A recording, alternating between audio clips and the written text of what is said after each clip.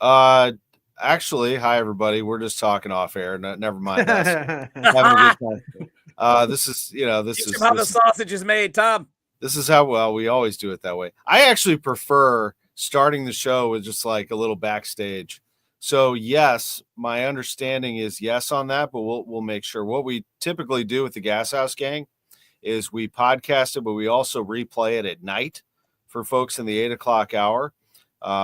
This being Veterans Day, we appreciate all three of you joining me on this work day and all of you joining us as well.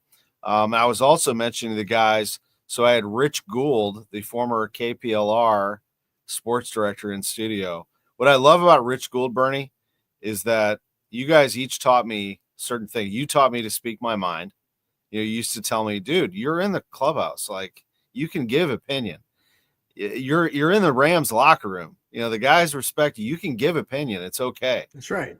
Gould was the guy who was always like, hey, I mean, like when things got intense in any sporting media situation, any sports media situation, he'd be like, hey, you know what? We're this is great, isn't it? I mean, what a great job we have. He was the guy who always taught me to be calm and just relax. Like, what's the big deal? We're covering sports. We're not solving the world's problems. That's what we do here on the Gashouse Gang. I enjoy this very much. The four of us getting together today to talk baseball. And let me start by saying thank you to our veterans. Thank you to the men and women of our country who have made the sacrifices to give us the freedom that we enjoy and continue to make sacrifices. And on that note, all of the families of veterans who continue to make sacrifices. We cannot thank you enough for all that you do. Today is a day of thanks. That is what Veterans Day is all about. So thank you from all of us here at KMOX. Gentlemen, we have so much to talk about. And on Mondays, it's all about the Cardinals. And that is what we are going to do. We're going to concentrate on baseball. And I talked to John Mozeliak yesterday, Bernie Miklasz, and we talked a little bit afterwards on Sports on a Sunday Morning about where they are right now. And, it's hard to figure how much salary they are going to reduce. It does depend on the conversations and the future that they have with Contreras, Arenado, Gray, Michaelis for that matter, Helsley. Where do you see all of this right now, Bernie, where the Cardinals stand coming out of the GM meetings? And aside from Contreras and maybe Gray, a little uncertainty about the future of the club. Yeah, Contreras staying. I would anticipate Gray would stay. Michaelis and Matt's to be determined, but I at this point I would at least right now think that they'd be here. Arenado's definitely a maybe. Helsley is, I think, likely, and Goldie's gone. Kittredge is gone. Gibson, Lynn is gone, and we pretty much know everyone they have coming back. So I think they have a chance to have a respectable team. We've talked about this a lot. I mean, it's impossible to really put a mark on it because we have no idea what the exact roster will be even going into spring training. But they got the makings of having a respectable team, maybe even a slightly surprising team. But I do want to say this because I finally did my homework on this. The Cardinals won 83 games last year. And, given their run differential, the 83 wins was a really, really good total relative to what it should have been.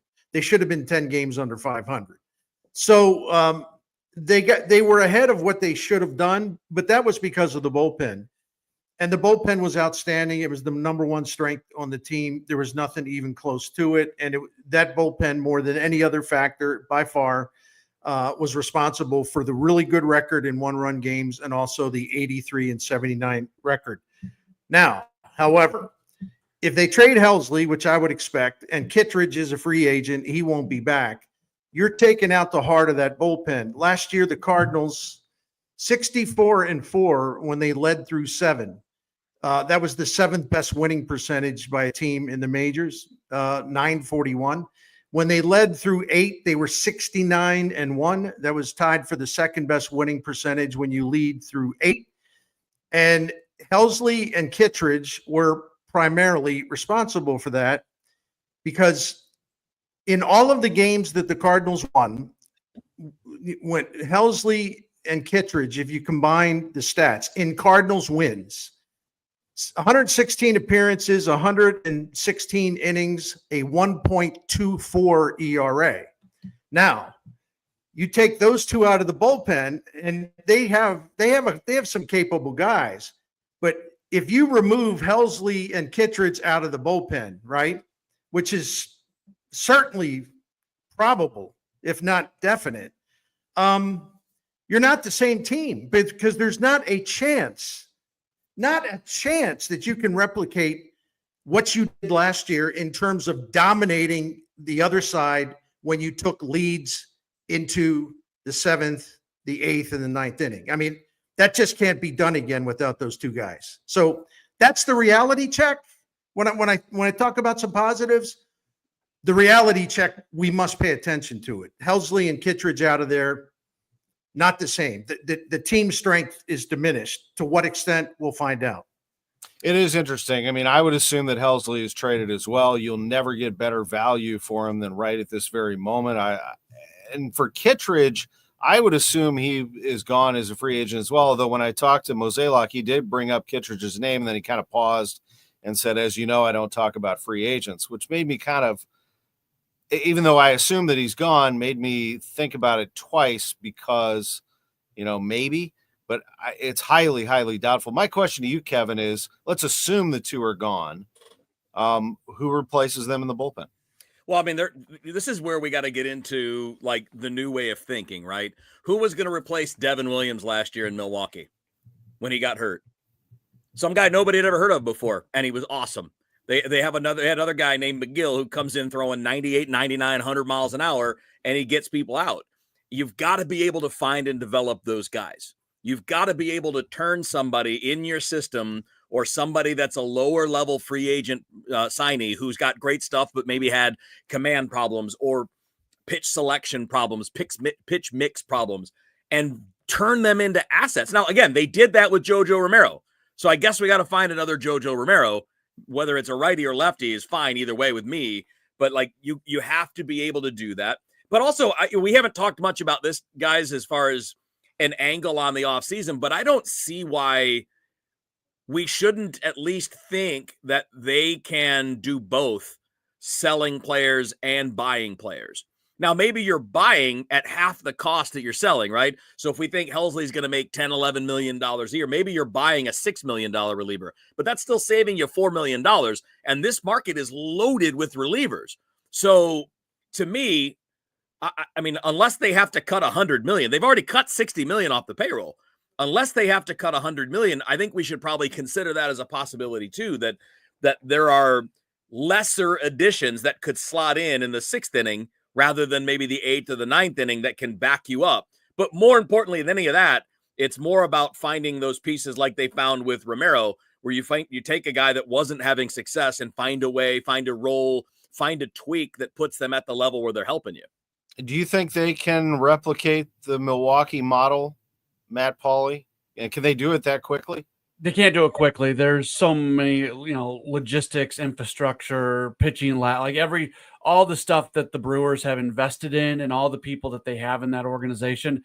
It's going to take some time. But the good start was Chaim Bloom, because one of Bloom's specialties is finding pitchers who throw hard and you can have them become very effective relievers. And yeah, even if I think Wheeler brought up Jojo Romero, can you find guys that can transform into that? Can Ryan Fernandez take another step forward after a really good year? And something nobody's really talking about that I think is worth talking about, Tink Hintz has not shown the ability to make it through an entire season as a starter.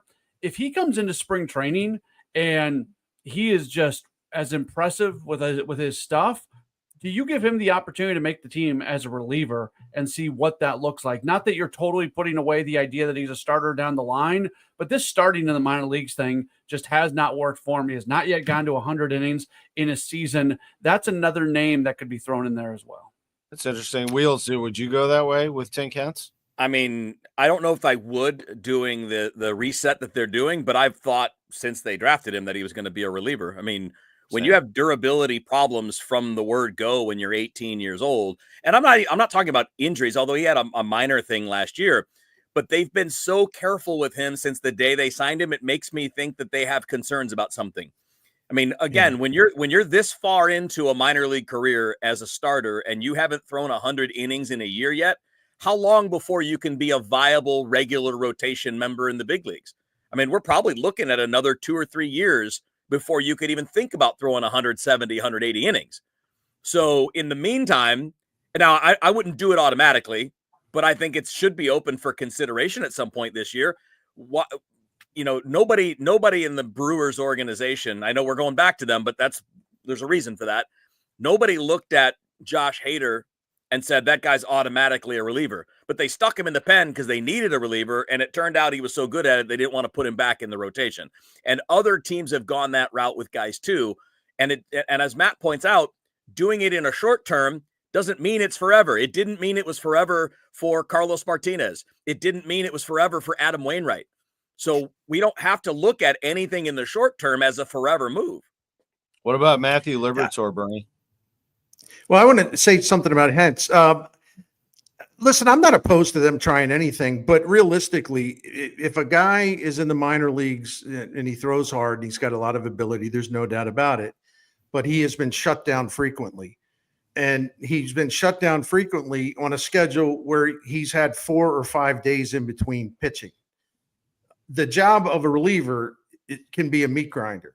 I mean, because you're not only, appearing in 3 games a week, let's say, you're also getting up, you're warming up, you're sitting down, you're warming up, you're sitting down.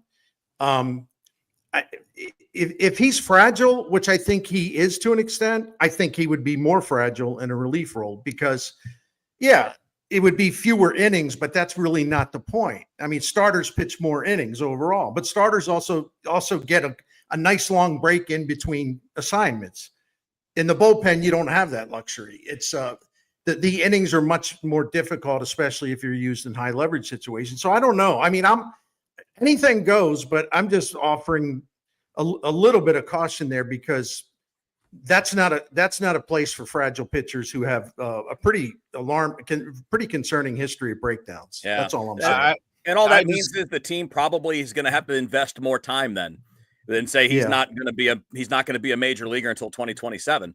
I mean, he averages 4 innings a start, and look, maybe that's okay. We're doing a reset here. This is not a team trying to squeeze every last win out of this roster. If you think that by building him up to 120 or 130 innings next year, and then 150 the year after that will eventually make him a quality major league starter, then do that. That would be great. There's no hurry. No, I think Liberatore could be a really important guy. That's my guy there. He's got nasty stuff. But just leave him alone. Quit. No more of this. I don't want any more of this stuff where, he's a starter or we're going to use him as the opener 5 or 6 times. Let him get in the routine and just let him go. Because I think I think with some of the changes they've made to his pitch arsenal, and I think Dusty Blake is going to do even better with some other things that they have in the works. And I understand they're going to have better technology next season that'll help them change the shape of pitches and such. So yeah, if they commit to him as a reliever, I think he can be a real asset down there. I agree. Yeah. I actually think that he's a reliever from this point forward. And actually, when you go back to where they first challenged him, it was, we got to get you to come out of the gate when he was a starter, get you in that first inning, bringing it. I mean, let's go, bring some heat, be aggressive. Well, a reliever, I mean, that's exactly where you want to be. I mean, you come out of the gate, you throw upper 90s. I think he's embraced it. You can tell that his confidence is through the roof. I'm going Liberatore on the back end of my pen, and I love the Ryan Fernandez development too. Absolutely, I mean, absolutely. I think those two could be really good. And this is assuming if you're just joining us, and it would be a rightful assumption that Ryan Helsley and Andrew Kittredge are gone. And there are others. There are other candidates. They got some kids in the minors too. Yeah. They did play with Graceffo as a reliever, but Kevin, let's go to Matt on this one. What do you see for Graceffo? I mean, he's back to being a starter, isn't he? Yeah, I would think so. I thought he showed, he looked really good in spring training last year, and then I had no real issues with what he showed at the big league level when he did get that just that slight opportunity. Now, as the season went along at AAA, he was in front of McGreevy when the season got started, and McGreevy eventually jumped over him, and we saw what McGreevy did in his opportunities. So I want to see these young. You got to know what you have with these young guys. That's one of the things that already startles me about next year if they aren't able to trade a Michaelis and a Matz. And I know there's going to be talk about Matz in the bullpen, but he has made it very clear he wants to be a starter. If you walk into spring training and you've got Sonny Gray, Eric Fetty, Andre Palante, Miles Michaelis, and Steven Matz on the roster, are you really opening up that much of an opportunity for young pitchers? Maybe Matz goes to the bullpen. You're probably going to deal with an injury at some point, but I want there to be a clear path for a Michael McGreevy, for a Gordon Graceffo to at least try to go in and win those jobs. And look, there some of Graceffo's, whether it's the velocity, whether it's the swing and miss, like that, some of it's not great. I'm not going to sit here and tell you that he projects out to be this high level starting pitcher, but I don't think he has been given much of an opportunity. And in the small opportunity he was given, I thought he did just fine. I'm going to counter. I am done on Graceffo as a starter. Done. His strikeout rate has gone down each of the last 3 years. He gave up 20 home runs last year in 26 starts. He's now got 48 games and 34 starts at the AAA level, and his ERA is 4.9. That's not going to get better against major leaguers. I mean, it can, but not while your strikeout rate's going down. I would be more apt to say, look, let's put you in the pen, throw all out, throw as hard as you can. Let's pick your best secondary pitch and let's roll with that. And again, I think part of the reason I'm saying this is they don't need 4 guys at Memphis as backup starters. You don't need 4 guys. And, you need maybe 2 or 3. And then, think about all the guys that we haven't even seen at Memphis yet who are either going to be at AA, ready to move up, or will actually be moving up this coming season. There's room for a guy. And this is where you maximize talent, right? This is a guy who in short stints in spring training a couple years ago was showing 98, but he's not throwing that in games as a starting pitcher at AAA.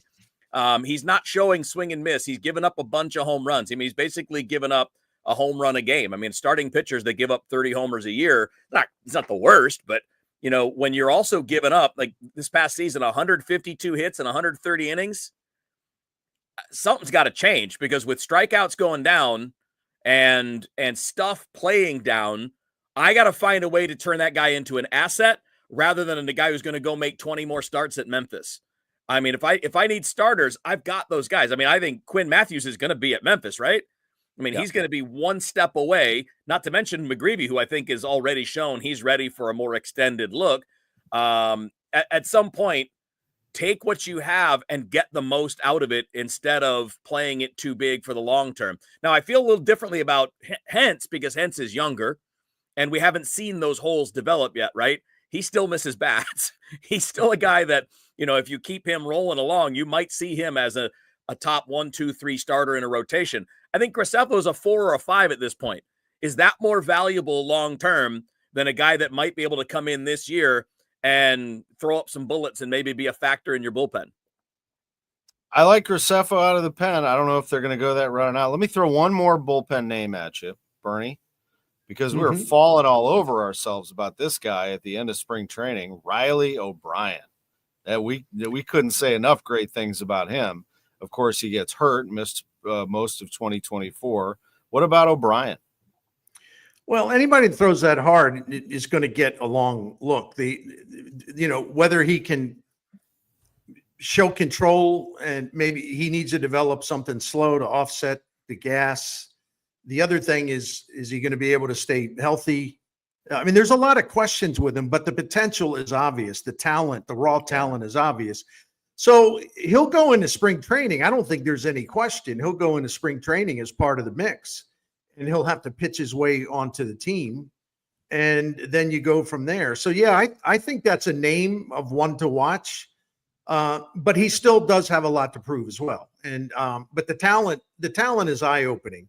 So, and I know that I know that this was one of the guys that Chaim Bloom identified to John Mozeliak in the front office, that go grab him if you can, because he's got a lot to work with. So yeah, this may be a guy too that it's just about like what you're throwing. I mean, if you look at what he did now, again, very, very small sample size, but his fastball, he throws the sinker at 96, 97 miles an hour. He's in the top 10% in baseball in the velo on that pitch. That pitch was super effective. The league slugged 267 against it, only hit 200. Now, granted, it's only 89 pitches. We can't make a huge judgment on that. But his slider and curveball got destroyed.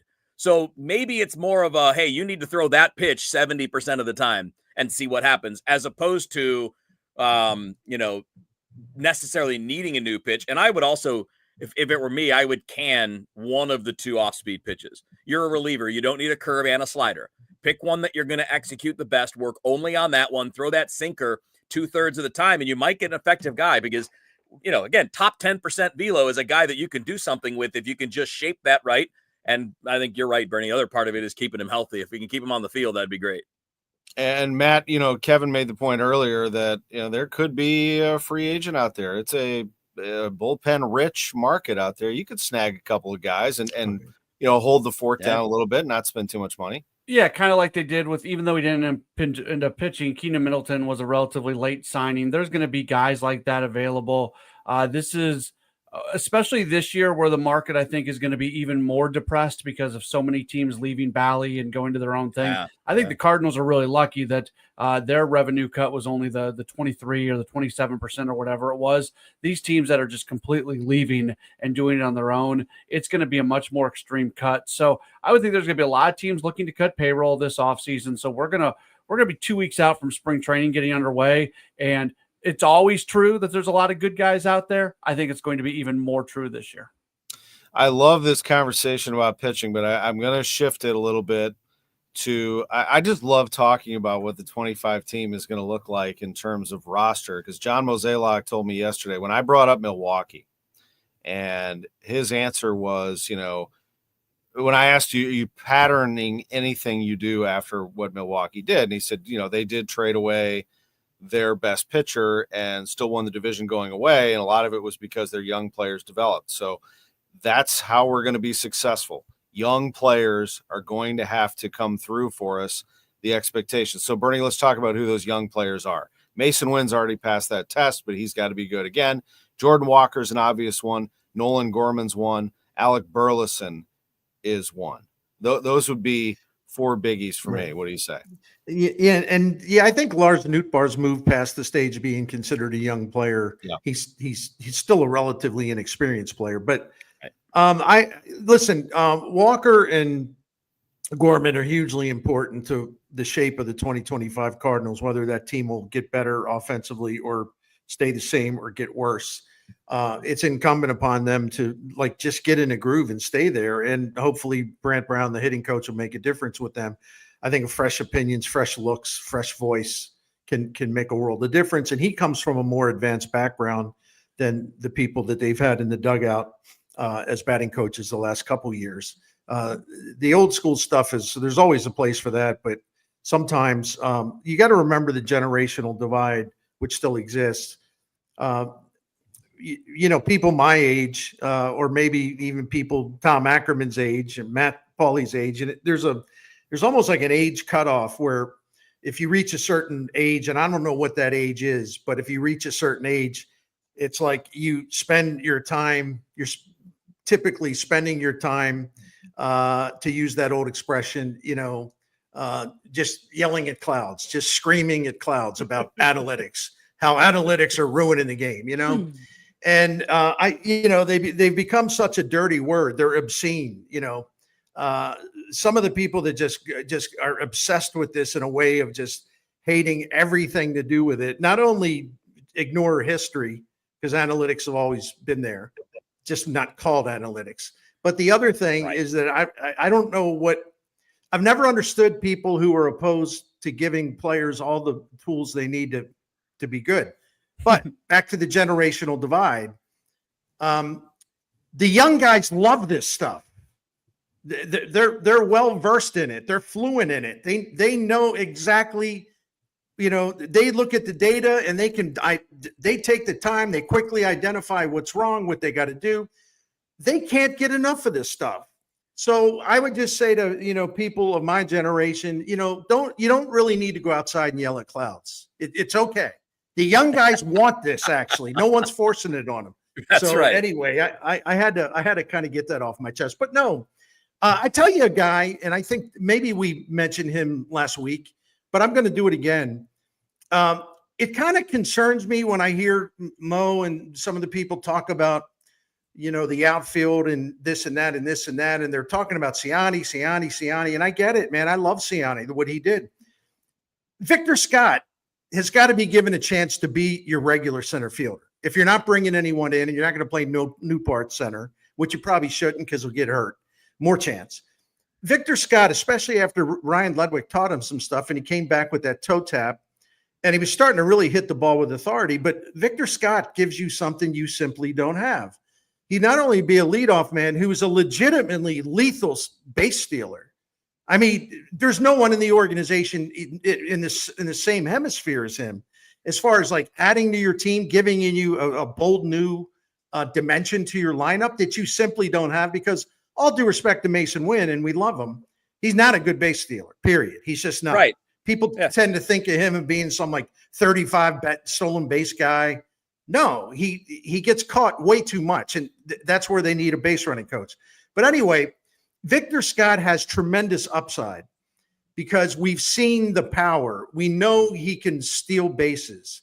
We know that if he gets some outfield instruction, imagine that. If he gets some outfield instruction, he'll be able to take better first steps and have better reads on the ball. I don't want to hear about it. I know I sound grumpy, and I like Siani, but I don't know.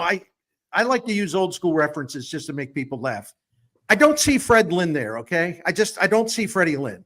So maybe Scott needs to be more in the thinking and more in the planning, because if 2025 is about giving young players an opportunity in terms of someone that's got an offense changing skill set, that's Victor Scott. It isn't Michael Siani. So I don't know how you guys feel about that, but you can tell I'm pretty passionate about that. What is the point of having a reset? Oh, we're going to give the young guys opportunity. Is what? And so Victor Scott's going to be in the shadows, and you're what? And Siani is Fred Lynn, circa 1975. Really? Come on now.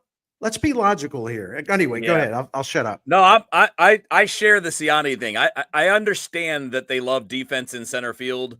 But I mean, and again, I hope Siani makes improvements and makes it as an everyday big leaguer. I root for every guy, and he's a grinder, and he seems like an easy guy to like. But he was a 240 hitter in the minor leagues. Does that indicate future major league success? A 240 hitter, by the way, with no power. Which is, again, if you're an elite defender, we can live with no power, but you got to be an on-base guy of some kind. You've got to be a weapon of some kind. And with Victor Scott, we've at least seen him hit 300 in the minor leagues. We've at least seen that there's some potential there for more offense than what we've seen. Now, if Victor Scott goes into spring training and hits a $140, well, then he can go straight back to Memphis and not pass go. Sure. Right? I mean, like, I'm with you on that, but I wouldn't be banking on Siani. I would definitely be banking on Scott, and Siani's my fallback plan. And I think that, when we're looking at the overall theme of the young guys, and specifically Mason Wynn, I'm glad you pointed out, Bernie, where he fits. I'm not sure he fits as a leadoff guy. If Brendan Donovan's on this team, I want Brendan Donovan in the leadoff spot. That's your best on-base guy. Get people on base. Wynn in the 2 spot, followed by Contreras, might be a little bit of fun, because you got some bat speed, some athleticism. So there are some interesting things to do with that. But you hit it on the head. It is about Nolan Gorman and it's about Jordan Walker. And for me, with both of those guys, it's about the same thing. It's about swing decisions. Nolan Gorman's got to stop swinging at everything. He swings and misses more than any hitter in baseball. And it's not because he's swinging at good pitches. Mm-hmm. He expands too much. He chases too much. He tries to pull pitches that he can't pull. This isn't a major overdone, like a major remodel for him. He doesn't need a swing redo. He needs an approach. He needs to be able to attack pitches better. And I think the same way on Walker. Now, Walker has a natural thing in his swing where he sits on that back leg and it tilts back, and you can see he never even rotates the backside through. And that changes his attack angle, and it leads to him hitting the top of the ball sometimes. That's a concern that needs work, but it's not as big a concern as pitch selection. And I'm going to quote the best of all time. Ted Williams' number one rule of hitting is get a good pitch to hit. Number one, not have a beautiful swing, not have the fastest swing, get a good pitch to hit. Because I'll tell you what, if you go look at Jordan Walker, his bat speed is elite.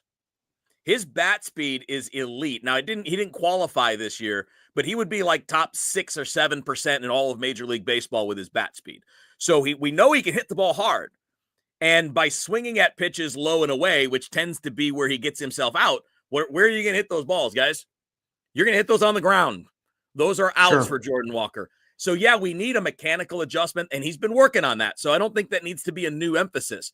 But pitch selection is critical. So whether it's Brant Brown or it's something bigger when it comes to analytics that you're going to be able to convince these guys that somehow, some way, they have to accept sometimes that there are pitches you can't cover, right? I mean, every great hitter will tell you, you can't cover both off speed and fastball, or you can't cover both in and out. You either pick a side or you pick a speed, and you have to be able to make better decisions on what you're going to swing at. Well, to your point, and real quick, to your point, I wrote about this and talked about it a lot. It became a particular obsession of mine because hitting approach, it's all about hitting approach with this team anyway. The number of called strikes last year was not only just ridiculous, but it was also self-defeating. And one of their major problems with just the poor results with runners in scoring position, the Cardinals just looked at an unconscionable amount of called strikes with runners in scoring position.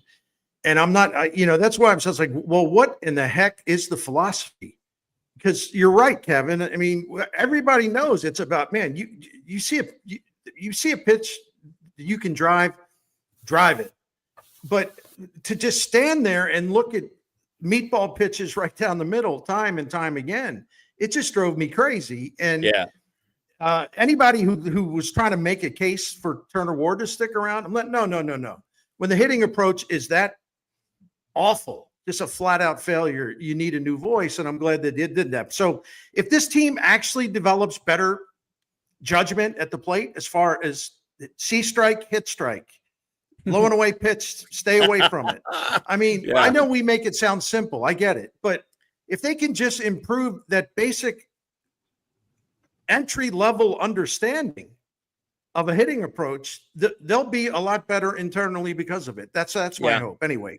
And one thing, like in being a part of amateur baseball and what's being taught to a lot of young players, a lot of people are selling out for power all the time, which is understandable because, look, when you're training a high school player, the thing that's going to get him a college scholarship or get him drafted is the bat speed. It's the power. It's the exit velocities, right? But when you get to the big leagues, it's not about those things anymore. It's about scoring runs. And that's why when you look at, like, if you want to learn how to be a good hitter, a great hitter, you should follow the best, not just the hottest name, not just the guy that hits the most home runs, but follow Mike Trout. Mike Trout is the guy who does exactly what you're talking about, Bernie. You're selling out for power most of the time, but when you got a runner on third base and one out, you're not selling out for power anymore. You're looking for the first ball that will drive in a run, and you have an approach that will allow you to do that. So if you're trying to pull the ball in the air and they're throwing you sliders on the outer half, you're not going to get the job done. And then when they throw the fastball, you have to swing the bat, right? I mean, we have to have, so I know that's a bit of an old man yelling at clouds thing, but that's true though. It's a practical thing. The best hitters do that. Juan Soto does that. Aaron Judge does that. Mike Trout does that. When you have a chance to drive in a run, you back off the gas pedal just a little bit because the ball in play scores the run. The swing and miss does not. Right. Let me tell you a guy who does have it down, and I need to see this guy play on a more regular basis up here. He's 22 years old. His name is Thomas Sajasi. He is tearing up the fall league again. The Cardinals have something in this guy. I haven't seen anything that tells me that he's slowing down. In fact, Matt, he's the opposite of Nolan Gorman. He gets on base, he's got a 524 on base percentage in the fall league. Yeah, 391. If Nolan Gorman doesn't grab, let's assume Arenado gets traded. If Nolan Gorman doesn't grab third base, JC might. He might. I thought it was a little bit of an odd decision to throw him into the fall league this year after he was coming off his major league debut. You don't see a lot of guys with big league time in the fall league, but he has done exactly what he needs to do. He's the only Cardinal prospect who's an Arizona Fall League All-Star this year. You gave the numbers, Tom. He had some really good moments when he got up this past year, and you could just tell he's a young guy, and this was the moment was pretty big for him, and he had to kind of navigate through all of that, and he eventually did. He's I hate using these terms because it is kind of archaic, but we talk about guys who are just ball players. That's what he is. You can go put him wherever you want to put him. He's going to go out there. He's not going to embarrass himself. He's going to have a competitive at bat every single time. He's got the right mentality. I was on a caravan with him last year, and we were talking about the Texas Rangers where he got traded from. And I asked him, was he happy that the Rangers won the World Series? And he was basically like, no, that's the team that got rid of me. I have no affection. Like he's very, he's got his entire makeup is what you want. And I would rather see him in more of a utility role where you can bounce him around and do some things. But if he goes into spring training and he wins a job, good on him. He's going to be a really good player. Yeah, he's the second baseman, Bernie, and you got one you can coming use him in anywhere. Weatherholt. You got Brendan Donovan, you got Gorman. I mean, the Cardinals have a plethora of options there. Yeah, and Gorman's interesting because I'm in favor of keeping him, but the people that say maybe he ought to be offered around for the reason you just said, other than the fact that he just sort of reverts back to these troubling bad habits that he has at the plate. But they do have with Weatherholt is sort of a game changer in more way than one, because there's no doubt he's going to be an outstanding major league hitter, and he's going to be here sooner than later. He ain't going to be in the minor leagues very long. Well, he doesn't have an arm to play shortstop, which makes me think he doesn't have the arm to play third base either, ideally. So you're going to have too many people that can play second base. You're going to have, if Gorman gets a shot to play third, maybe that'll help him also just kind of reset and everything else, maybe make him more comfortable because that's his natural position. But there will be a point in time if Gorman can't get going offensively, and if you wait too late, you're going to kill his value, or you're going to really reduce it. But that's something with Sajasi on the way, and Weatherholt on the way. And the fact Donovan can play anywhere. I mean, yeah, they're going to have to make some tough decisions down the road, not too far down the road either. And Gorman could be one of those decisions: stay or go, stay or trade. So it's going to be an interesting thing to watch, to monitor.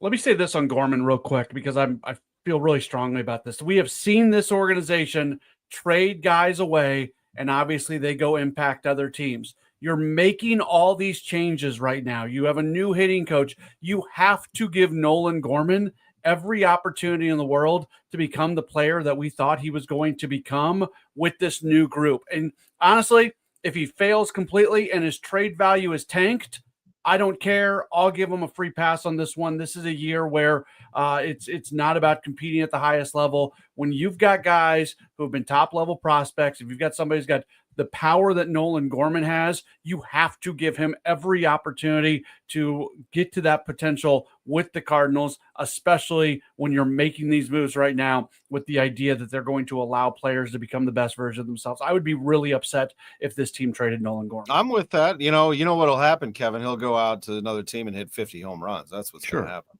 I mean, he's got that kind of legit power. And look, I don't see why this is a hard thing for the team if Nolan Arenado is traded. Gorman was going to be a third baseman until they got Nolan Arenado. He was drafted as a third baseman. He's got an incredible arm. I mean, he's got the kind of arm, he's throwing 90-plus miles an hour across the infield. They only moved him to second base because they had Nolan Arenado. He's not a natural second baseman. He's a natural third baseman. All the other guys we're talking about are natural second basemen. Brendan Donovan is a natural second baseman. Weatherholt, I think, will be a phenomenal second baseman. I think he's got good feet and good hands and all of that. But as you pointed out, Bern, Matt, I don't think he has the arm for third. He's definitely got the athleticism for the middle infield, though. And I think Sajasi's best position is second base, too.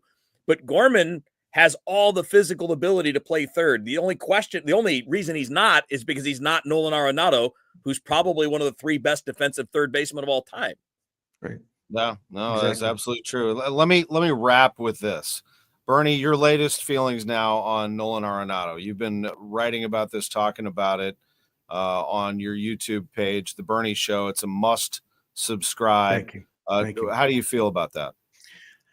I think they have to do it, and I think they will do it. Now, I'm not betting my paltry life savings on it, but if you're asking me to predict will he be traded or not, I would predict a trade.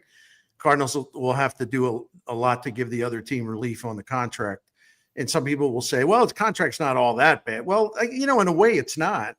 No. But if you're picking up a guy that'll be 34 years old early next season, and he's already in a 2-year decline, you're probably going to demand that the Cardinals help you out by picking up a significant part of that contract. So if the Cardinals are willing to do that, I think the best thing for everyone concerned is to trade him. It just is. It makes all the sense in the world given the phase that the Cardinals are going into right now. And then, Matt, you put Chaim Bloom and Rob Cerfolio and everybody else to work, and you go grab not only for Arenado and everybody else the best possible prospects you can go get. I mean, that's why they are here. Yeah, we'll see. To Bernie's point, we'll see what they can get out of Nolan Arenado. It's kind of one of those sliding scales, how much money you pick up versus the level of prospect you get back. That's why the Ryan Helsley thing is so. Of all the players that are on the roster that they may trade, Helsley's the guy who can bring back the biggest haul. Kevin and I have talked about this. To take words out of Kevin's mouth, you're not getting a top 100 level prospect for Nolan Arenado. I think that's right, but if you get some pieces that Chaim Bloom looks at and says, you know what, this will work, I think that's where it can turn into something that's a net positive for the team. Yeah. And Kevin, that's Kevin. That's where he excels. Yeah. Bloom finds, he mines for those diamonds in the rough. And look, maybe this is a case where you can still cut some payroll, but eat a bigger chunk of that and essentially buy better prospects, right? Right. I mean, exactly. That's a strategy if you're retooling your organization that makes sense. So let's say you owe him 30, right? And you're willing to pay 20 to get a great prospect. Okay, you're still saving $10 million a year and you're getting quality. Now, if you want somebody to take most of that 30, well, then you're going to get less quality in return. Like Matt hit it on the head. That's the sliding scale. So if I'm looking at what's best, if I can save 10 or 12 million, but also get quality in return, as opposed to maybe saving 20 and not getting that much quality in return, I'm going to pay for the guys.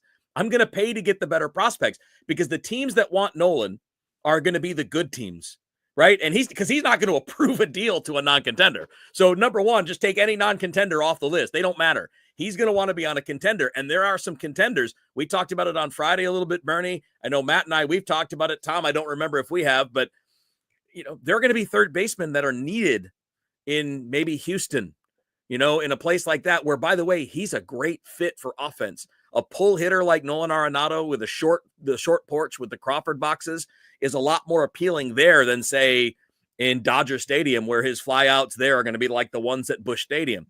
Although we know his preference is probably the Dodgers. The question is, will they move their roster around for it? So when we talk about creativity and this reset, saving money has already been done. Saving more is fine. I have no problem with that because you're doing this differently right now.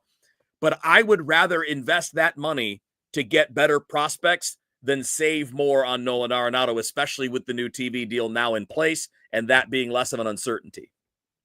The Gashouse Gang coming to you every day at noon on your social media channels. Subscribe to Bernie's show on YouTube, The Bernie Show. Search for Bernie Miklasz. Subscribe to KMOX Sports on YouTube. And I'll tell you, we're going to have some fun this week pairing up because we'll venture into other sports as well. We'll probably have similar pairings that we had last week based on everyone's schedule, but you'll find out prior to noon. Be looking at your favorite social media channels as we promote. Guys, thank you. Really great stuff. Thanks. Good talking ball with you all. It's easy to do. All you have to do is follow us, the Gashouse Gang, right here on KMOX. Our producer is Drew Young. Thank you, Drew. We'll see you all real soon.